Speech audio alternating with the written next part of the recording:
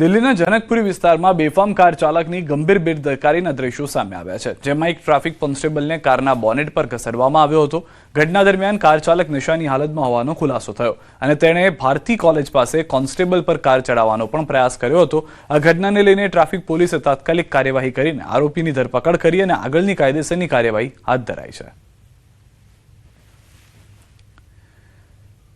અમદાવાદના DCP zone 1 squad દ્વારા Activa ચોરી કરતા એક આરોપીની ધરપકડ કરવામાં આવી છે। શહેરના 2 પોલીસ સ્ટેશન વિસ્તારમાં ચોરી કરી હતી। ચોરીના એક્ટિવા સાથે આરોપીની ધરપકડ કરવામાં આવી। આ ગુનામાં 2 આરોપીઓ હાલ પણ ફરાર છે। ઘટનાના સીસીટીવી ફૂટેજ સામે આવ્યા છે।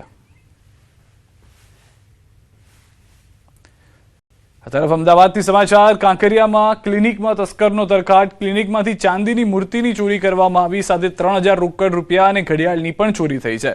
બારીનું લોક તોડી ચોરે ક્લિનિકમાં પ્રવેશ કર્યો। સીસીટીવીમાં કેદ થયા છે તસ્કરો। મણિનગર પોલીસે ફરિયાદ નોંધી તપાસ શરૂ કરી દીધી છે। સુરતના ગોડાદરા વિસ્તારમાં એક્શન ફિલ્મ જેવા લાઈવ દ્રશ્યો જોવા મળ્યા છે। માત્ર 1000 રૂપિયાની ઉઘરાણી માટે 3 બાઇક પર 9 લોકો આવ્યા હતા। છરી અને ચપ્પુ વડે એક શખ્સ પર જીવલેણ હુમલો કરવામાં હતા, પરંતુ લોહિયાળ ખેલ ખેલાય તે પહેલા પોલીસ ઘટના સ્થળે પહોંચી આરોપીઓને ઝડપી પાડ્યા। ફરિયાદી સચિન ચૌધરીએ રૂપિયા ઉછીના લીધા હતા। ઉઘરાણી કરતા ફરિયાદીએ તે સમયે રૂપિયા આપવાની અસમર્થતા દર્શાવતા મામલો બીચક્યો હતો। ફોન પર અપશબ્દો બોલી જાનથી મારી નાખવાની ધમકી આપી, જે બાદ તુરંત પોલીસને જાણ કરાઈ। પોલીસે સતર્કતા દાખવી તાત્કાલિક સ્થળ પરથી હથિયારો સાથે આરોપીઓને દબોચી લીધા। સમગ્ર ઘટનાના સીસીટીવી પણ સામે આવ્યા છે। તમામ આરોપી મૂળ યુપી અને બિહારના રહેવાસી છે। સુરતમાં કલારકામ તથા હીરા મજૂરી કરે છે।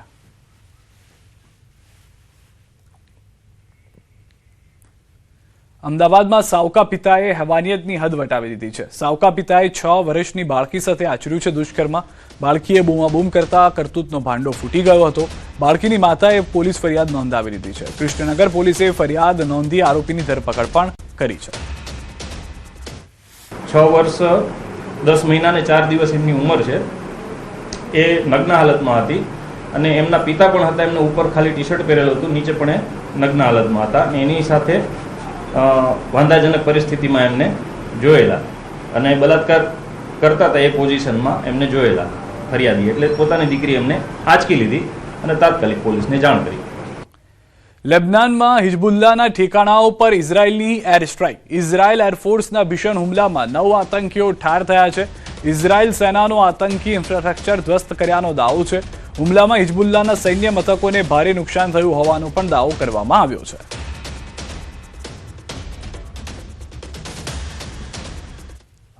ઇઝરાયલમાં હિઝબુલ્લા દ્વારા કરવામાં આવેલા ભીષણ રોકેટ હુમલામાં એક રહેણાંક મકાન સીધું નિશાન બનતા ભારે તબાહી સર્જાઈ છે। આ હુમલાના ભયાનક દ્રશ્યો કેમેરામાં કેદ થયા છે, જેમાં ઘરનો એક મોટો હિસ્સો જમીનદોસ્ત થતો જોવા મળે છે। આ ઘટનાને પગલે સમગ્ર વિસ્તારમાં અફરાતફરી અને ભયનો માહોલ ફેલાઈ ગયો છે।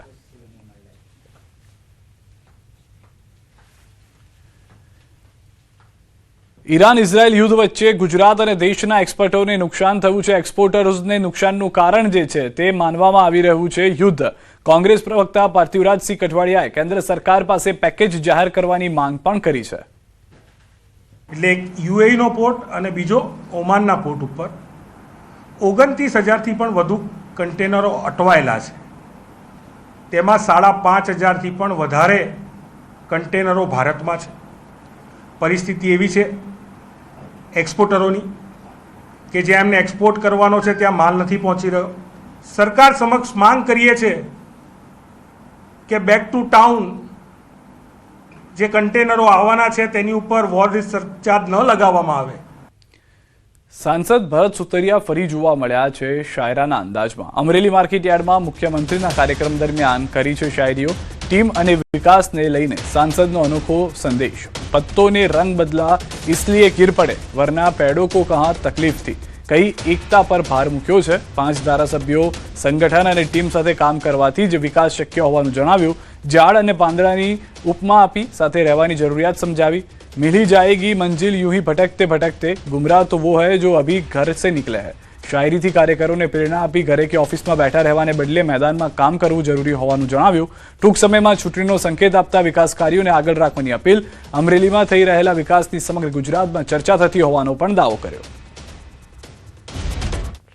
એટલે ઓલી કહેવત નથી ને કે મિલી ही जाएगी मंजिल यूं ही भटकते भटकते, ગુમરાહ તો ઓ હે અભી ઘર સે નહીં નીકળે. એટલે આ બધા ઘરની બહાર નીકળી ગયા એટલે આ બધો વિકાસ થઈ રહ્યો છે. એટલે ઘેરે બેઠા રહીને ઓફિસમાં બેઠા રહીને વિકાસ ન થાય. પત્તો ને રંગ બદલા इसलिए गिर પડે વરના પેડો કો કહા તકલીફ થી. એટલે એકબીજા હારે જોડાઈ રહેવી, જેમ ઝાડની હારે આપણે પાંદડા સેવી જોડાઈ રહેવી તો જ એનો ઘટા કઈ સાયો થાય. મોરવા હડફ તાલુકાના મેરપ ગામ પાસે પાનન નદી પર બનેલા નવા પુલનું રાજ્યના મંત્રી રમેશભાઈ કઠારાના હસ્તે લોકાર્પણ થયું. 14 કરોડના ખર્ચે બનેલા પુલથી મેરપ અને સાલિયા સહિત 15થી વધુ ગામોને સીધું નેશનલ હાઈવે જોડાણ મળ્યું છે. અગાઉ લોકોને 40 કિલોમીટરનો લાંબો ફેરો કરવો પડતો હતો. હવે સમય અને ખર્ચ બંનેમાં બચત થશે. પુલના નિર્માણથી આરોગ્ય, પરિવહન અને વેપાર સુવિધાઓમાં નોંધપાત્ર સુધારો થશે. સ્થાનિકોની લાંબા સમયથી ચાલી રહેલી માંગ હવે પૂર્ણ થઈ છે. 14 કરોડના ખર્ચે આજે સુંદર અને મહત્વપૂર્ણ પુલનું ઉદ્ઘાટન આપણા સાંસદ સાહેબને, માન્ય મંત્રી સાહેબના હસ્તે થયો છે, એમની ઉપસ્થિતિમાં થયો છે. અને આજે પુલ બનવાથી આ તમામ જે સમસ્યાઓ હતી એ સમસ્યાનો કાયમી ઉકેલ આ પુલ બનવાથી થયો છે.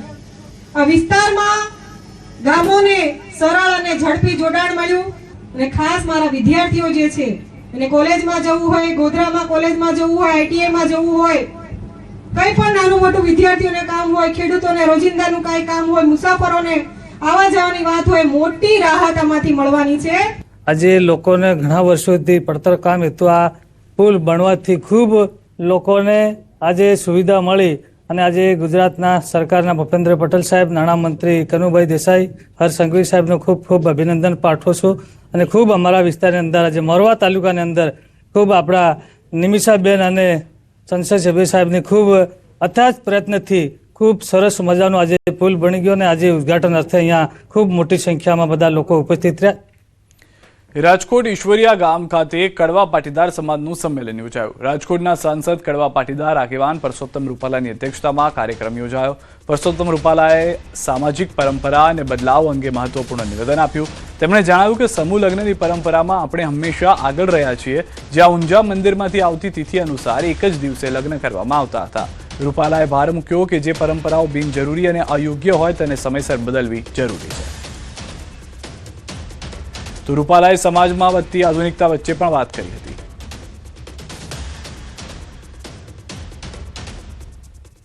ત્યાં સમૂહ લગ્નના કોન્સેપ્ટને ઊંઝા મંદિરેથી 12 વર્ષે એક વખત તિથિ આવતી લગ્નની. ઊંઝા મંદિરેથી તિથિ બહાર પડતી 12 વર્ષે એક તિથિ કે આ તારીખે આપણી લગ્નની તિથિ છે. તો આખા રાજ્યમાં 12 વર્ષે એક જ દિવસે લગ્ન થઈ જતા. આ મેં સાંભળેલું છે. અને એકાદ બે જણા એવું મને કહેતા સાંભળેલા છે કે મારા લગ્ન એમાં થયેલા.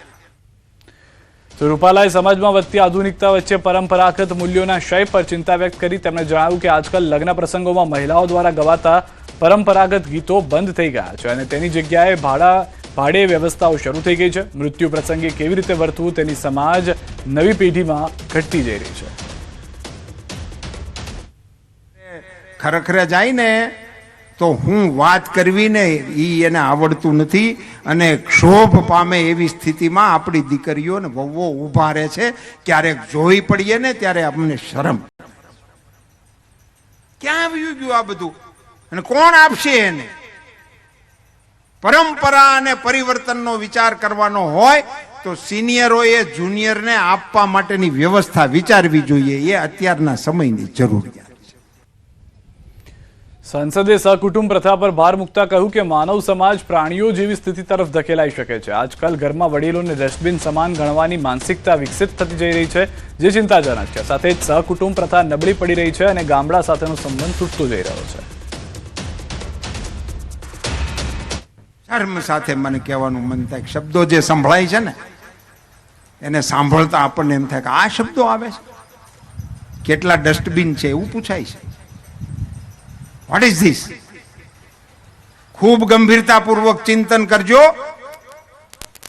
સમાજ જો ચેતી નહીં જાય તો પ્રાણીઓની જે દશા છે ને એની દશાથી નજીક આપણો સમાજ સરકી જશે. અમરેલી માર્કેટયાર્ડમાં ભાજપ પ્રદેશ પ્રમુખ જગદીશ વિશ્વકર્માએ કોંગ્રેસ પર નિશાન સાધ્યું. તેમણે કહ્યું કે કોંગ્રેસના રાજમાં માતાઓએ માથે લાકડા ઉઠાવી ચૂલા સળગાવ્યા છે. એ દિવસો ભૂલી ના જશો.